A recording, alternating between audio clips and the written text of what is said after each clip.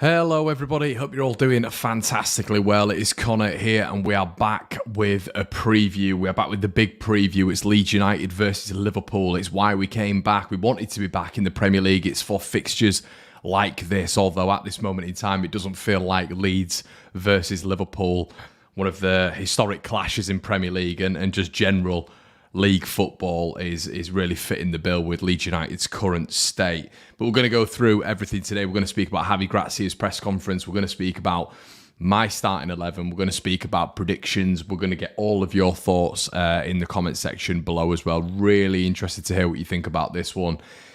Are you enthused? Do you think Leeds can get something? How do you think Leeds can get something, and why do you think Leeds can get something? And I guess that sort of intertwines itself with how, but yeah, we're going to get into it. Before we start the video, everybody, apologies, this was supposed to start at 5:30, but work does call sometimes, so something happened a little bit later on, so we're doing it at 7, we're doing it on a Friday night. I hope you clocked in, I hope you've clocked in and then clocked out of work and you're just chilling now like I am, and we're able to talk about Leeds United, and hopefully Leeds are going to be able to spin this round for us, because any result, any positive result on Monday night will be massive for Leeds United. Obviously, we know the possibility that Leeds could be in the bottom 3 going into the Liverpool game, which is a huge task coming up. So I'm going to get into your comments right off the bat. Hey, Harry. Not bad, mate. Not too bad. Friday, but Fridays for media moguls like myself, mate. Not like Andrea Rodrazzani, but media moguls like myself. I mean that they are not the end of the week. I'm going into Saturday working, unfortunately, but it is what it is. Evening, Jay. Hi, mate. Hi, Ethan. Tony's in the building. Hi, mate. Hope you're all good. Yeah, everybody smash a like. Really appreciate that, Harry. Hope you're all okay. Hope everyone's good. Evening, boys. Says Leeds 1919. Don't feel the players of self-belief when your captain consistently lets you down. Evening, Connor. Evening, all. How are you, Nige? Starting to get a little bit worried at the running, Connor. How are you feeling? Hope all is well. Harry Jones is in the building saying if we concede less than 4, I think this is a positive result. Yeah. a lot of sort of realism there, I think, and I appreciate all of your comments, of course. I think getting into Gracia's comments today, and I want to pull some of this up for you guys. He was asked about Max WOBER, and this is the title of the video, and I think it's very prominent right now, obviously, with Leeds' defensive mishaps and Leeds' problems at the minute in terms of just being able to defend basic, elements in football, really. So he was asked today, Javi Gracia, is WOBER available for Monday? Make of this what you will, everyone. I don't know yet. He's available some days with the team, but he's training some days with the team, but we have 2 days more before the game, and it's something we have to see. I don't really know. I mean, listen, we know he keeps his cards close to his chest. Hi, Paul.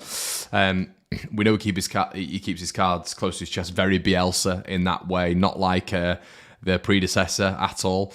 But interesting how he's been training with the team for some days now. Has this been a consistent spell? Has this been where he's been able to, train at a good level? Has he been able to, train consistently at a good level as well? That these are all questions that I would have pose, I should say, to Javi Gracia, but we know that he doesn't really give that much away, which is good, but is also kind of frustrating because you can't really build anything up to the game because Javi likes to keep his cards close to his chest.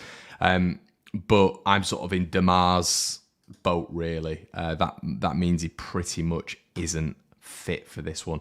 I don't think he's going to be for this one, everyone. I don't think WOBER's going to be fit, and I think Leeds are going to want to keep him fit and ready for the obviously for the 3 games coming up afterwards, which Gracia probably looks at and thinks they are the targets. I genuinely believe if he's almost 60-40 or 70-30, they're not going to risk him because Leeds do have availability in the left centre-back position. Make of that what you will. Ollie's in the building. Hiya, Ollie. Hopefully Bamford is out. Put Rodrigo up top with Nonso, Harrison and Cini behind. Yeah, definitely. Pause for thought there. Enzio says, hi, Connor. Fingers crossed we can put that last Sunday behind us and get at least a point on Monday. It will be very Leeds to do that. Stardo Productions says, I think we need to rest WOBER for the games after Liverpool. I wouldn't bring him back just yet. Imagine if he picks up another knock, we need him. Yeah, precisely. So, Yeah, Sam Wildman said wouldn't risk him with 3 winnable games coming up as well. I think when you look at the further comments as well from Gracia's press conference on other injuries, we have some players with different issues. And some of them have missed training, but we have 2 days to evaluate them. Some of them will be out of the list for Monday. So that could be absolutely anyone. It could be Nonto, could be Sinistero, could be Rodrigo, could be Bamford, could be anyone. So it's going to be a very, very surprising team sheet, I think, for a lot of people. I mean, Gracia there, I mean, for me, if you read in between the lines, essentially saying that we've maybe picked up a couple of injuries in training and they're not going to make it for Monday. Maybe some players were carrying something from last weekend. We know that Junior Firpo, there was rumours of him potentially being concussed as well. That's a 10-day layoff. We know that. Does that mean they're going to have to be flexible in the left back position? I think this is going to be a little bit of a patched up squad, and this is just my opinion. Hopefully we'll be, completely fine, and it'll just be the obvious ones who are out.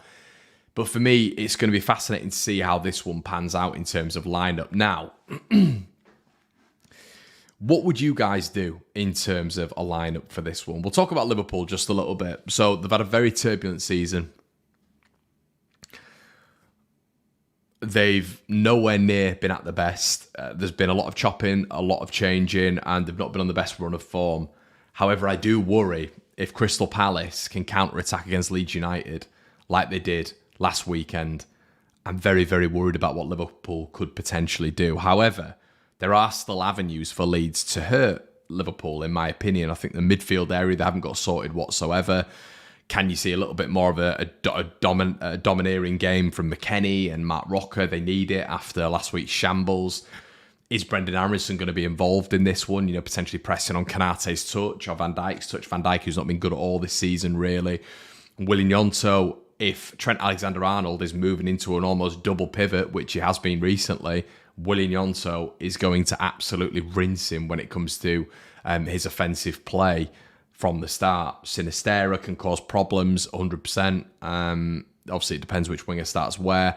Jack Harrison, are we going to see Jack back? Who knows? Or is this going to be one of Jack's cold games? I think over the last week, I've almost just come to the realisation after 3 or 4 years that this is just what we're always going to get with Jack Harrison. I got maybe a little bit excited prior to the Palace game that we're actually going to see the emergence of a consistent Jack Harrison who will be the sole man in keeping us up. I just don't think we'll ever see that from him. I really don't. And I think you're always going to see bit part performances. Maybe there's a lot of those.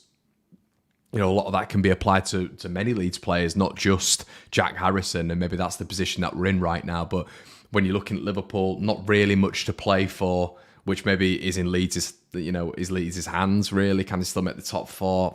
Doubtful. Leeds have got to stay in the division. It is that they have to fight, and I thought in that second half last week there was no fight, and that upset me. I think that upset me more than a lot, to be honest with you. I think when you're showing no fight, no grit, no determination to get back in the game last week against Crystal Palace in such a huge game, I want to, as a fan, be seeing that in droves this week. And I think you're still going to see that Liverpool team fight for every inch under Jurgen Klopp, and I want to see these Leeds players fighting for every inch and giving everything for that white shirt, because I felt in the second half they weren't doing the basics, which is giving everything for this football club. So many things to consider. Now, another thing to look at when we're looking at the starting lineup, if Verba, it's all hypothetical because Javi's given nothing away. But for me, if you're reading between the lines there, he's not going to be fit. Is there an argument for Liam Cooper? Now, would Liam Cooper essentially just be a little bit of stability when it comes to him and Robin Koch? Is it a good idea to go with Robin Koch and Pascal Struijk again? Obviously, it depends on the fitness of Junior Firpo at left back, because then Pascal would come in at left back anyway. There are decisions to be made here, and Javi's got some massive, massive decisions to make. And after the back of last week, getting humbled at home 5-1 by Crystal Palace, Javi has a lot to answer for when it comes to Leeds actually putting in a performance this weekend. And I'm not blaming Javi Gracia solely for the Crystal Palace game, but I think there's been a lot of fans who've just given him absolutely no criticism whatsoever and think that, you know, the play in general was unbelievable and it was all the players' fault. You know, we'd lay criticism at Marsh's door. You have to lay criticism at the boss's door, and it's also massively important for him to come back and you know, do a tactical job on Liverpool, because he's done a job on many other clubs before, many other big clubs, when he's been at Malaga, against Barcelona twice, when he's been at Watford, on Man United, on Chelsea. Javi Gracia has this in his locker as a manager to get things off the big teams. And that's why for this game, under the lights at Ellen Road, I know we'll have injuries, but we still have threats. Defensively, they're shaky. I still don't think they know the midfield. Nunes and Gakpo are problems, of course they are. They're pacey. They are very direct. And it almost falls into the bracket of maybe an Eze and Elise from last week. Just go and express yourself. Is that what Jurgen Klopp's going to say? I probably would suggest yes. But this game is massive when it comes to Leeds getting that defence correct, getting that midfield correct, working as a unit to prevent Liverpool from getting in behind consistently. The thing that gives me marginal hope is Brighton are a better team than Liverpool this year. Facts. Brighton have been unbelievable this season. We saw that when they came to Ellen Road. If we're able to set up like that and just frustrate Liverpool and hit them on the counter-attack, hit them in the transition, that is the way that Leeds can get something from this game. Once again, if we go gung-ho, we're getting absolutely mauled. I think the problem was against Crystal Palace at the weekend, they almost just came out complacent. There didn't seem to be any structure. They weren't following the men. As I said, they weren't. It just seemed like Palace had a yard extra in them. Leeds did play midweek against Nottingham Forest. Granted, could that be attributed to some of the performance when it came to fatigue? Definitely. But overall, the endeavour just wasn't there for me. And Palace wanted it more. I think we wanted it more against Forest. And I think we need to want it more against Liverpool to get anything. Oh, okay. Liverpool is terrible. Oh, Ethan, if Liverpool is terrible, what is Leeds, my friend? I think the match where we unleash Sinistera and Nonto wing wizards. Lang chop, yeah, you could be right, mate. I'm interested to hear what you guys think of Liam Cooper potentially coming in for this one. And what I would like to say is, isn't it mental how within football, suddenly when players are out, and you'll all see this on social media, you might be talking to your mates about it, when players are out, suddenly their attributes go like that. Suddenly, I'm not saying he's a bad player here, by the way. Max Wober's plus 20 pace, plus 20 strength. You know, I'm referring to a bit of FIFA here, etc., etc. Athleticism, physicality, unbelievable. You know, we'd be nothing without Wober. It's just funny how football works, isn't it? And I think a lot of us are looking at now Liam Cooper and thinking not similar to Wober, because Wober's a level up to Liam Cooper, but thinking there is potential for Liam Cooper to come in and just literally steady the back line. That's it. Just as a captain, just experience. Or do you go with Pascal Struijk for this game? Do you go with Struijk again, stick with him, and just hope and pray that there's a little bit more cohesiveness in the back line? I just worry within that back line that there are no talkers. And I don't think I've played under captains, and you know a captain when they're on the pitch. I don't look at Liam Cooper, especially when I've been down to Ellen Road and I've been in line with him many a time. I don't look at him and think leader, as in like pure captain material. You know, we're talking about the captains Leeds have had before. But I do think to myself, he's got a little bit of communication about him. And maybe do you forsake a little bit of quality for leadership? Because Pascal Struijk's a better player. He's a model centre-back when you look at him. But does he have that leadership that we need now to harness the quality, not the quality, but any quality there is in that back line? I'd like to know your thoughts on that. I go with Cooper. No to Cooper, says Clive. Marks' structure, organisation, a bit of you-know-what house, so he wouldn't go amiss. Let's be horrible again. Cooper is well rested. Liverpool haven't won since beating Man United 7-0. Yeah. I mean, Palace hadn't won in 6 away games as well. My expat life in Colombia. I'm jealous, by the way. Colombia, what a place. I'd love to go. But yeah, Gabe says, Friday night and Paul Connor is making Leeds videos. Devotion to this club truly destroys our social lives. Cheers, mate. Yeah, that's what happens. That's what happens. I'd be worried about Cooper's lack of minutes. Hopefully, Wöber is ready, and Javi's just keeping his cards close to his chest about Wöber's availability. Leeds says, want to see passion from the players. We're on the verge of going down. Surely they fight for wins. All bad as each other at the back. They seem to give up as soon as we concede. 5 at the back. I'd settle for Cini, Nonto, and Somerville up front for the first half. Yeah, I think we're going to see this, and Jay's just said it here. Maybe we'll go 3 at the back with Cock, Coops, and Pascal if Firpo is out. Jackie at level. Oh, God. Yeah, there is an option there for Leeds to go to a back 5 or a back 3. You know, is the modern way of putting it, isn't it? So I think what we know is, evidently, from what Gracia has said, unless he's doing a pure poker face and he's bluffing, there are more injuries than probably just maybe Junior Firpo with concussion or a Max Wöber. Or maybe those 2 are the injuries. Who knows? You're really trying to read between the lines on these previews, honestly. But, yeah, I think Wöber, for me, is going to be missing for this one. But it's all hypothetical, isn't it? So, yeah, as I said, what do we expect from Liverpool? A counter-attacking side who are going to hurt you. They can hurt you. Liverpool haven't won as many games as you'd expect, but I'd also heart you to have a look at their last 5-6 games. They haven't been easy. They come into Ellen Road. They'll have a spring in the step. They will look at what Crystal Palace did, what Roy Hodgson did, and look to emulate that. They will also look to really stamp down on the neck of Leeds United if those heads go down again. That is something I don't want to see again. I've not seen that at Ellen Road. I can't ever remember seeing it as bad as that, to be honest. And I had season tickets in League One, believe it or not. I can't ever remember seeing Leeds United. I mean, the contrast in halves was staggering, and we don't want to go over it again. But the amount of heads down, I mean, I'm screaming on the pitch from the Kop. I'm screaming, get your heads up.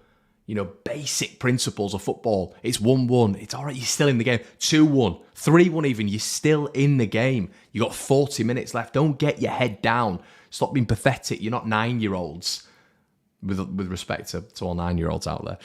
But, you know, I expect a basic effort. And I think you'll get this from Leeds United. I do also expect, you know, if we do go 1-0 down, I don't want, you know, if you miss a chance, I don't want certain individuals, we don't need to name them, looking up at the sky, dragging the shorts. I want to see players who are taking games by the scruff of the neck to keep this club in the Premier League. Because this is a massive, massive remaining few games for Leeds. And we're not in free hit territory, unfortunately, anymore. You know, losing to Crystal Palace, the way we lost to Crystal Palace, you can't really see something similar against Liverpool. Liverpool have been poor this season. Have they got better players than Leeds? Of course they have. But we've beaten them this season under the clown that we had before, you know? So it needs to be that mentality. Stay in the game, you know, and really produce a special performance. And as I say, it doesn't even have to be a win. But Bournemouth beat these 2-3 weeks ago, and Liverpool were abject. They were terrible. Watching them in the pub, Bournemouth should have had 2 or 3. If Bournemouth can do that and we're putting ourselves on the same level as Bournemouth, we have to be able to have those results in us. Because if we're looking at these remaining games, we're going to have to pull a result out of our you-know-whats. We really are against one of these big teams. So it's massive. It really is massive. Now, when we're looking at other selections, I want to get your guys' thoughts once again. This is an interactive stream. Rasmus Christensen or Luke Ayling? I mentioned it on my previous video. Rasmus Christensen, for me, is not a Premier League footballer. I don't know where his attributes are to be a Premier League footballer. I don't think he's quick. I don't think he's athletic. I don't think he's domineering in the air. I don't think he's defensively astute. Is he going to take your man on? Is he going to be able to whip a good cross in? I've never seen Rasmus really whip a good cross in. Is he good with his left foot? No. And will Javi do that? I'm hoping not if Firpo's out. Jesus Christ. But I look at Luke and I think Luke is technically a better player than Rasmus Christensen. But Luke Ayling is on one of the worst streaks I've seen from Luke Ayling in terms of form. So what do you do? Because you've got to always take the informed player out. But then the player that you're bringing in, and we've got to take those white tinted spectacles, guys. We've got to take them off. Are we really saying Rasmus Christensen? And listen, someone's going to clip this up. If he comes in and has a barnstormer against Liverpool, and I hope he does, but is he going to come in and be able to put that performance in? If we don't go to a back five, because I think Denmark and, potentially, because I think he's better when he's a right wing back, clearly. As I've just said, that he's proved for Denmark. He's almost got that covering behind him, but I don't think Javi's going to go to a back five for the full game, or at least a back three and then wing backs. I don't think that's going to be the structure. I think it's just going to be a four, and they're going to sit on the other four. So what on earth do Leeds do for this one? I am really tempted to put Luke Ayling in there, but Luke is just getting beaten so easily at the minute by anyone, any winger. But Rasmus, they both defend square. If there's any defenders in the chat, you can't defend square, can you? They're both just stuck in the mud.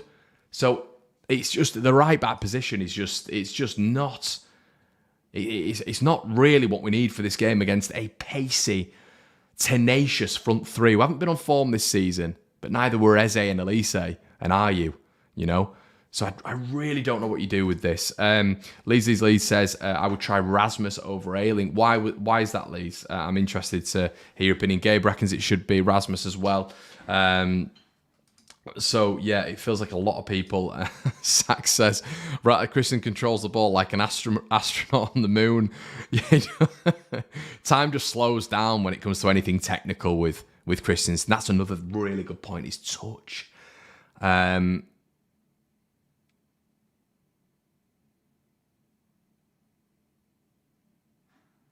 Do you think Ayling is aware of all the criticism, and will it mess with his mind?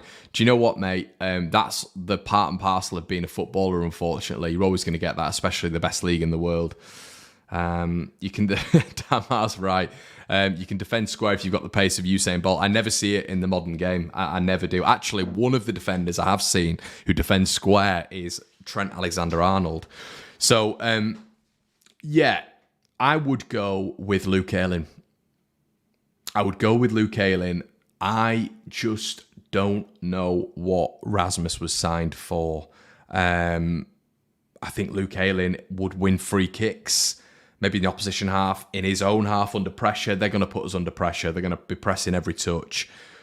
Rasmus under pressure from either Salah, Diaz, who potentially is available this weekend as well from the bench, Nunes, Gakpo. I don't know what Rasmus would do. I don't actually know what he would do. And is Luke Ayling going to be able to put in a little bit of a captain's performance for this one as well? If we are just backs against the wall, we've done it against Brighton with Luke in there as well. See a team probably at the similar level to Liverpool this season anyway. I can't start Rasmus. I can't in the Premier League. I really can't. So, yeah.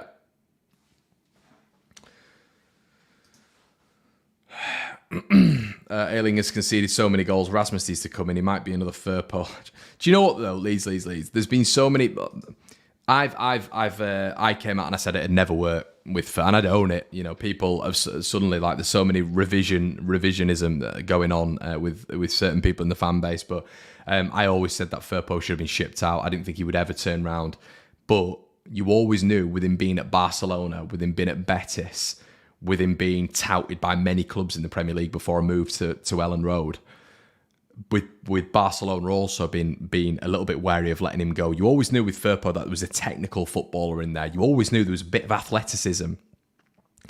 I didn't think anybody would be able to harness it, because I always thought he had the technical ability there, clearly, but he didn't have the football brain. He made too many mistakes. His decision-making was off, and for a period, he was a bozo. The thing with Rasmus is, I actually think he's got it up here. I think he knows what he wants to do, but I think he can't do it. And I think that's the problem. I think if you've got a player who isn't technically able to deal with wingers in the Premier League in any capacity, I just don't know how he can play against literally a ferocious front line. But anyway, so yeah, okay, there's a lot saying Rasmus, so okay, we'll go with Rasmus. I think it should be Ayling, but listen, football's subjective. Everyone has an opinion, don't they? So the next one is obviously, for me, obviously Adam Forshaw is going to be back for this one. What sentence I started off there. But it means potentially... Connor, what are you talking about? Connor, you're talking about this because the club still have Adam Forshaw and players of this ilk on the books in 2023. They do. So he potentially could be a little bit of a fall. Javi confirmed today that he's going to be available for selection, but he could be a fall for Rocker or a McKennie if they're not playing well. We've seen Forshaw come in and put in steady performances over the years, maybe in about 5 or 6 games. I think they're the only games he's ever played. But yeah, he's a tidy player, isn't he, Forshaw? Maybe gives you a little bit of leverage in there if one of the two aren't having good games, but it's not really what you want. But I guess he's more of a defensive player than McKennie or Rocker. I don't know if that'd give Javi more option. I would put a 2-1 bet on him going down at some point in this game anywhere, Adam Forshaw, and getting taken off on a stretcher. But not that I would want to see that happen, of course, but the reliability and dependability of the guy and the fact that he's still at the club is Leeds United in a nutshell when it comes to financial decisions. But anyway, we've got that option in the midfield. So further forward, I think it is going to be Rocker. I think it is going to be McKennie. Further forward, there are a lot of options from what we know. And I think for the 3 that I'm going to put in behind the striker, I would probably go with Nonso. I would go with Harrison, eye-roll, and Sinistera. I understand that Aronson's pressing ability in this game could actually be very impressive and something that Leeds harness once again and utilise. We just need... The problem with Aronson is, I keep saying this over and over and over again, the play breaks down with him on the ball and it happens far too much. And for everybody talking about his effort and how great that is, I sort of expect effort from every single footballer. He gave a little bit more quality last week in the first half. Football should be a meritocracy. Does he get rewarded with a good first half performance? I mean, the guy he got an assist, which is great. But we're talking about a £30 million footballer here who needs to be racking up more than just a goal and assist per season. I know he's only young, but come on now. I think we need a little bit more quality in there.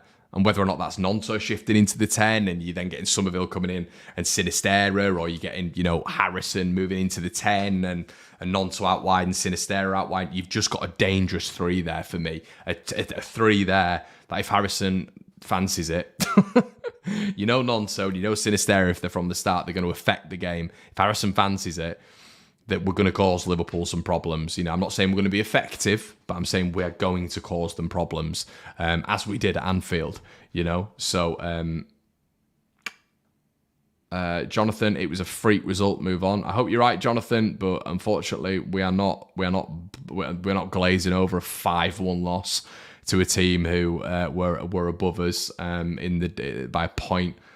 Sorry, it's a nice yardstick for where we are at the minute, which is a very below average side, teetering on the edge of relegation. And I have moved on. We're talking about Liverpool.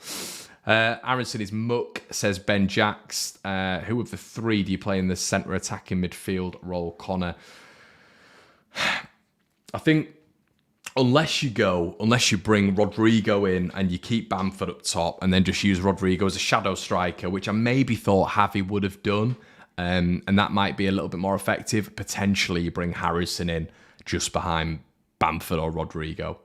That's what I think. You're just not getting enough from Brendan Aronson, in my opinion. And a half-decent first half against Crystal Palace, where he put one decent corner in and got an assist. And that, let's be right, all that work was Patrick Bamford. It was a fantastic header. I think we need more from him. I really, really do. Gary says, hola Connor, I would love to see the statistics that Victor Otto used to put forward a case to purchase Rasmus Christensen. The case is simple, Gary. It was Jesse's mate, and Victor was all in with Jesse, wasn't he? Speaking to him about 4 years before the Bielsa appointment, I think. I prefer Harrison in the 10 role over Aronson. Yeah, and I do. I mean, I'm not saying Harrison is fantastic in the 10 role, but we can't be choosers at the minute, can we? It is. I think Harrison in that role, I think off the back foot, I still think, he can use both feet better than Aronson. He's got a purer strike of the ball. He runs with his head down, but he still plays the balls in the transitions and counter-attacks quicker than Aaronson does. Aaronson needs 7 touches and then releases the ball. He breaks down attacks when we're hitting teams on the counter-attacks. He just breaks it down because he takes too long on the ball. At least Harrison's going to get the ball out of his feet and play it. And he does have that ability to get a little bit of space, maybe in and around that central attacking midfield space where maybe Fabinho's vacated or he's not able to get close to him, or Thiago, been on the wrong side of 40, isn't able to close him down quickly enough, and Jack can get a strike off or play a little ball in. That's what I'd like to see anyway. I think Jack should be in the 10 for me. I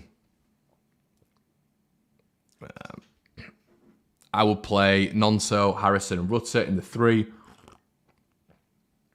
With Cine as a false 9, says Jay. All good with the ball at their feet, and Rutter and Cine can hold the ball well. Yeah, I think that's a decent way of putting it. Connor, is there a case to start Rutter against Liverpool? I don't think so, Paddy. And I'm not saying that he's not going to be a good signing, but it was a poor signing for this season. It didn't make sense. He's a future product for me. He's a future product. And I think he's going to be a good player. I do, Rutter. I've got a lot of faith in him. You've not seen me come on here and slate him, really, at all. In fact, I haven't. Not that I slate any player. It's just criticism. If you've seen a game and a player hasn't played well, that's a review. That's what fan channels do. But Rutter, for me, has got potential, but he's a kid, isn't he? And I don't think he's at that level yet. I think we've overpaid for him, but we've paid for potential, haven't we? So I don't think he's going to hit those levels that Anonto or Somerville has hit this season, to be honest with you. So I think that, and Javi's barely played him either, and I think there's a reason behind that.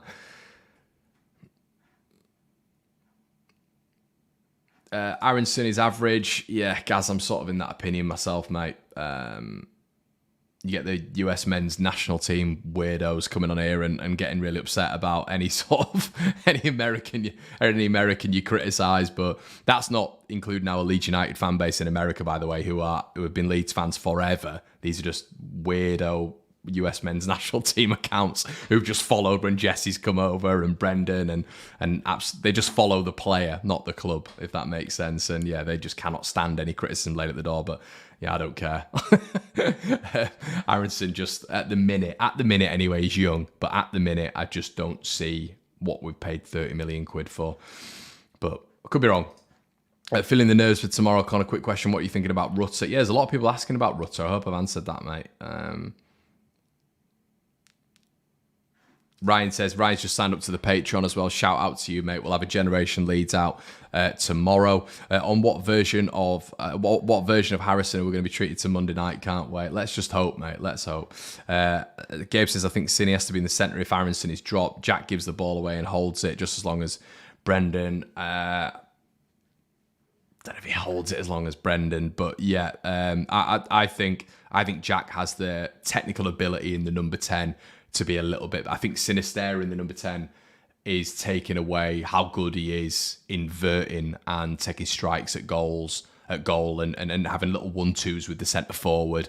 I think that's where he made his bread when he was at Feyenoord. I think that's where, you look at the majority of his goals at Leeds United, they've been inverted goals from the wing, cutting in. I think that's where he does his damage. I think Jack's been poor out wide consistently over the season. Why not try him in the 10?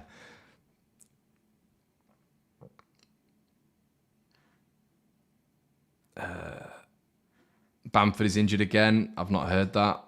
So yeah. Anyway, let's go up front. Let's go up front. Why don't we have a look at the centre forward? And this is obviously going to cause a lot of split opinion. For this one, I'd go with Rodrigo. I think I want to see a little bit of interlinking. I want to see a little bit of guile. I want to see a little bit of creativity. I want to see the front four really working together. I don't mind Rodrigo dropping back, as long as Harrison then overlaps and maybe goes to the front man, and those two are interchanging nicely and they're moving and it's smooth. And that's what I want to see. Because Leeds, we keep saying this, but we need to see more consistency from the front four. We've got a lot of ability there, but we need to see it a little bit more often. Bamford, for me, I used to really champion Paddy at holding the ball up. And this is something that when we're looking at Liverpool, we have to have a debate about. We have to look at the opposition. We have to see their qualities. We have to see where they're going to be able to stifle Leeds. You've got Konate who's back in, who is a monster and is the future. You would expect Leeds to be going direct, because I think a lot of the time if Leeds try play through Liverpool, we're going to get picked off, and we're not good enough on the ball to do that anyway, but we are going to have to mix it up a little bit. Is Rodrigo going to be able to hold the ball? He's not, is he? He's not. So if you're playing the ball up to Rodrigo, and he's not going to be, if that is the tactic, and he's not going to be able to hold the ball up, you need to get an Aronson, a Harrison, whoever it is, swarming around that second ball. So whenever Van Dijk heads the ball down, we need to be in there picking up that second ball or putting pressure on that second ball. It can't just be a simple hoof up the pitch. Oh, Rodrigo doesn't win it against Van Dijk and Konate, which is not expected to do. And then Liverpool build again, because that is going to turn into a 2-3, 4-0 pretty quickly, to be quite honest with you, because we have to have some element of possession in this game to be able to, nullify Liverpool a little bit. But yeah, I would go with Rodrigo for this one, especially if he's dropping back. Maybe he can link up with Sinisterra, Somerville, Nonto a little bit more, and maybe he'll take more strikes at goal from outside the box. We know he's very different to Bamford, but I'm not seeing enough of Bamford at the minute. I've said it, this fan base is incredible for the amount of leeway they've given Patrick Bamford, and I've been championing him on here for a while in terms of his hold-up play. But I'm not even really seeing that anymore. I'm seeing him win free kicks, which I guess is hold-up play. But when the ball comes into him, invariably it bounces off him. And when it does come into him, and he is able to control the ball and move, he takes too many touches and he loses the ball. Slow, sluggish, isn't as quick as our attack. You look at Nonso, you look at Sinisterra, you look at Jack Harrison, how nimble, they're small players, low centre of gravity, they're able to move and interchange quickly. I know we've not seen a lot of it this season, but they're able to do that. Patrick Bamford is a gangly 6'2" player who hasn't got an amazing first touch, hasn't got an amazing second touch, doesn't finish, has barely got pace, but the old adage is he holds the ball up, and that is a key point for a game against Liverpool. Because you got Konate, you got Van Dijk. If Leeds are able to win the second balls off Patrick Bamford, and he's able to improve his speed in play, and he's able to have a better game, in this one, then I'm all for it. And that's why I'm a little bit on the edge, to be honest with you, because Rodrigo's not that hold-up play, but it depends how Javi's going to go about this game. If we are just sitting deep, we're sitting back, we're probably going to be looking at playing that long direct ball. Can Rodrigo work in a system like that? But there's so many decisions to make. But can you leave a guy on the bench who scored, 11, 12 Premier League goals and scored against them, fortuitously, but scored against them last time? Rodrigo up front says Ollie and Nonto, Harrison, Cini, and behind Aronson on the bench. Let's be right, Aronson can come off the bench and cause them a lot of problems later on, can't he? Dave Wood says, I know we're all nervous, but just imagine for a few seconds what it'd be like to beat Liverpool. Yeah, bring on. You bang on, Dave. And that would change everything, wouldn't it? Suddenly we'd be going for Europe again, I think.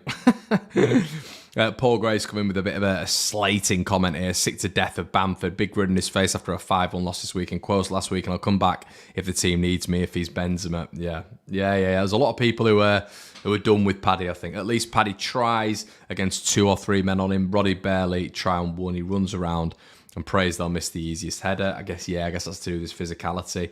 Rodrigo, for me, says Enzio, at least he's a goal threat and did well when Bamford was not fit. Not seen any threat from Pat for a long time now. Enzio, it's crazy you say that, isn't it, mate? Because he scored and it was a great header against Crystal Palace. But you bang on, because you can score a goal, but if you're completely ineffective for 70 minutes, and I always say this is where sort of the stats game, and I've had this gripe a little bit with Jack Harrison, and you guys know I have, and I mentioned it on here. I think if you're getting assists and you're getting goals, right, in a game, I still think your overall play in that game needs to be good. You look at someone like Patrick Bamford, scores a goal, great goal, but he needs to be better. He needs to be good because he's the focal point for Leeds United for 90 minutes. And if he's not good for 90 minutes, at least put in a 70-minute performance, Try to do that consistently. You look at people who we're talking about on Patrick Bamford's level 2 or 3 years ago, everybody. We're talking Ollie Watkins. Look at Watkins now. Absolutely flying in the Premier League, The difference is Watkins always had that ability. He always had that technical ability, Bamford, and he had consistency at the minute. He's adding consistency to his game, Watkins. Bamford, just never sure on him. I think he breaks down, probably a little bit similar to Aronson, but I think over a course of a game, Crystal Palace is a perfect example. Scores a goal, but he's just ineffective. And we're talking about against Anderson and Guehi here, not Van Dijk and Konate.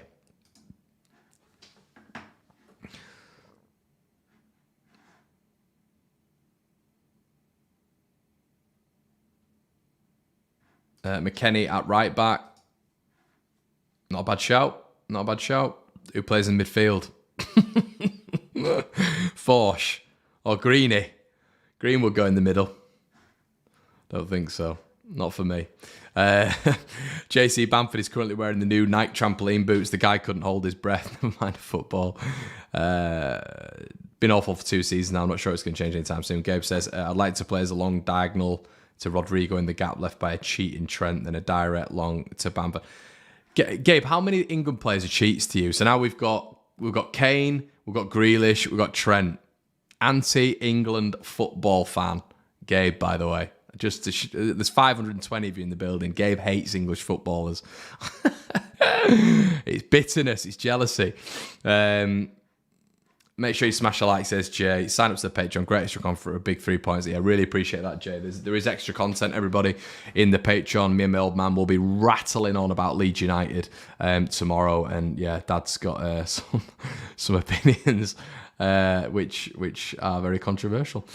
Can't be in the Prem for this long and still rely on Bamford injury-ridden and doesn't do what he was good at. Yeah, 100%. Scores a goal and goes hide him.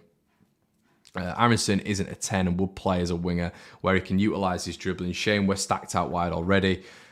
When he's... Lloyd, nah, man. I mean, do you know what, Lloyd? At the minute, this is how bad this is, isn't it? At right back. At the minute, my friend.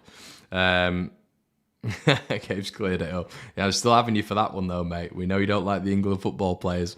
But yeah, Bamford is the new Bambi on ice. I hope we don't back off them. Think we're a better team going for it. Got nothing to lose. Liverpool expected to win. Think if we go and beat their back off, it'll be 3-0 Liverpool. Yeah.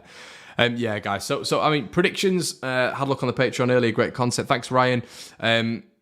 Javi says, why Connor does not read music? I'm Barca. Absolutely not, my friend. I am a Barca fan over Real Madrid. Apart from the old Super League stuff, you kind of dug your own grave with that one. But yeah, so let's wrap it up there, everyone. Get your comments in the section below, of course. I read everyone's comments, so please make sure you do so. I'm going to go with I'm going to stick. I said, I'm like, guys, when it comes to score predictions, I'm terrible anyway. But it's raining where I am. Let's try put a positive spin on it. Let's end it with a positive. I'm going to go with a Leeds 2, Liverpool 2. That's what I'm going to go for. Leeds 0, Liverpool 6, and I'm not even taking the 4-0 Liverpool. 1-1 says Ethan. Deluded says L. Potentially. Guys, we're going to leave it there. Really appreciate all your comments, and I will go back and read through all of your score predictions. Have a good one. Sign up to the Patreon if you found some bonus content, and I will see you in a bit. Come on, Leeds.